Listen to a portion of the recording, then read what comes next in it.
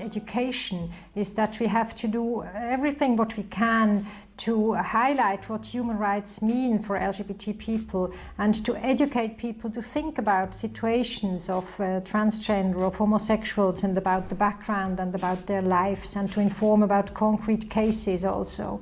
And as Remo said in our Mittagsgroup just before, this would also be an important mean to work together between cooperation organizations like HELVETAS and human rights organizations like Amnesty, to be active in the field of educating especially young people but also adult people about human rights, LGBT, and what it means altogether also for us in our work. To speak out and to overcome, when speaking with each other about LGBT issues, to overcome our stereotypes on both sides. Because I think ourselves also, we have sometimes ideas about what other people are thinking about the LGBT people that are not true. And others maybe also hesitate to speak about LGBT issues because they don't know what I would think about. So the most important is to speak frankly and not to hesitate also to speak about the truth and how we live it. Solidarity, to think about the fact that human rights violations are concerning everybody, and human rights are something which must be there for everybody. So if an LGBT group is concerned by a restriction of their liberty to speak out or to assembly, it might also tomorrow hurt another group which is hindered to assembly freely. I would say the main problems with the rights, the human rights of LGBT people around the world today are maybe on three levels. The first one is legislation, where we have still a series of states, concretely 7 states in this world, who still know the capital punishment, the death penalty for homosexuals or people who have homosexual relationships, but also many states who have regressive laws, who have laws which punish sexual relationships in homosexuals with long punishments of prisons. Also laws which are hindering LGBT people to speak out or to organize themselves publicly or to inform about their lives. The second level would be homophobic attitudes in society.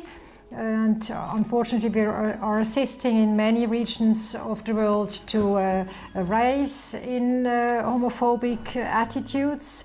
This goes from discrimination in everyday life to hate speech, also to violent crimes against homosexuals and transgender. And the third issue would be impunity. So the legal sanctions or the lack of legal sanctions for homophobic crimes, for violence against LGBT people, which is one of the big factors which hinders prevention also of such violence and such crimes, and which is a fact almost all over the world, also in regions where the laws would indeed be quite good.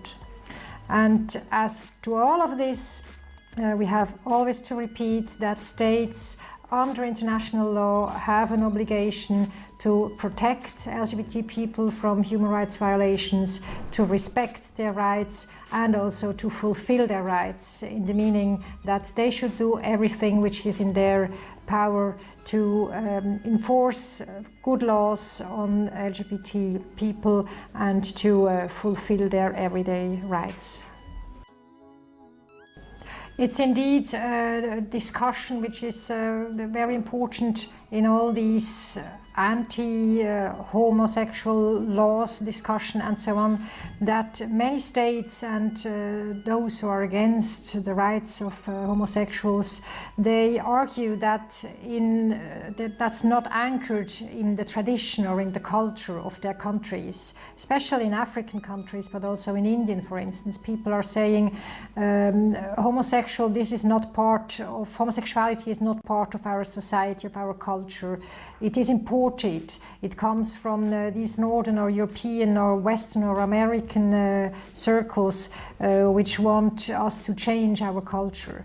In fact, it's the opposite. In fact, we have to be aware that homophobia has been an import product of the colonials and of also sometimes the missions in these countries. And it is again today even import product. Again today we have fundamentalist circles, fundamentalist groups, Christian fundamentalists especially, who preach homophobia in the countries and say this is not in order with our religion, which is definitely not an African approach, for instance.